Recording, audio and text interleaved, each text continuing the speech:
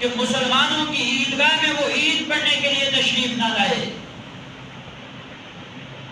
آج ایک بہت بڑا المیہ ہے، جیسے پچھلے جمعے میں بھی میں نے عرض کیا، کچھ لوگوں کا یہ خیال ہے کہ ہم قربانی کے بجائے غریبوں کی مدد کریں، یا کسی غریب آدمی کی یا کسی بچی کی یا بچے کی شادی نہیں ہوئی تو ہم اپنا مال اس کو دیں اور اس کی شادی کروا دیں، تو شاید یہ زیادہ بہتر عمل ہوگا۔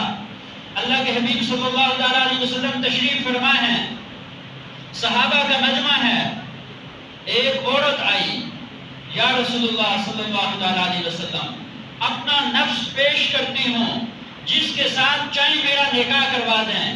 ایک صحابی وہاں پر تشریف فرما تھے، انہوں نے کہا کہ یا رسول اللہ صلی اللہ تعالیٰ علیہ وسلم میرے ساتھ نکاح کروا دیں اس کا۔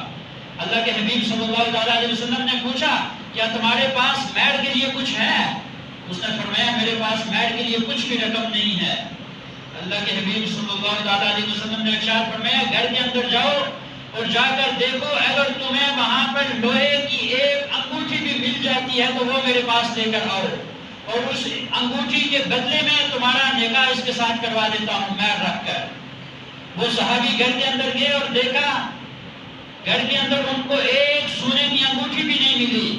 واپس آئے اور آ کر عرض کی یا رسول اللہ صلی اللہ علیہ وسلم سونے کی انگوٹھی، یہ لوہے کی انگوٹھی بھی مجھے نہیں ملی ہے گھر کے اندر۔ اللہ کے حبیب صلی اللہ علیہ وسلم خاموش ہو گئے۔ وہ صحابی ایک طرف بیٹھ گئے، کافی ٹائم گزر گیا، صحابی وہاں سے اٹھ کر جانے لگے۔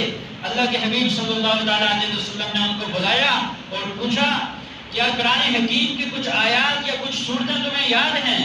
انہوں نے کہا کہ یا رسول اللہ صلی اللہ علیہ وسلم فلاں فلاں سورت مجھے یاد ہے۔ تو اللہ کے حبیب صلی اللہ علیہ وسلم نے فرمایا اس سورتوں کے بدلے میں تمہارا نکاح اس کے ساتھ کروا دیتا ہوں، یہ سورتیں تم اس کو یاد کروانا، بس یہی تمہارا مہر ہے۔ اس کے باوجود اللہ کے حبیب صلی اللہ علیہ وسلم نے ارشاد فرمایا کہ جو استطاعت رکھتا ہو قربانی کی اور وہ قربانی نہ کرے تو ہماری عیدگاہ میں عید پڑھنے کے لیے تشریف نہ لائے۔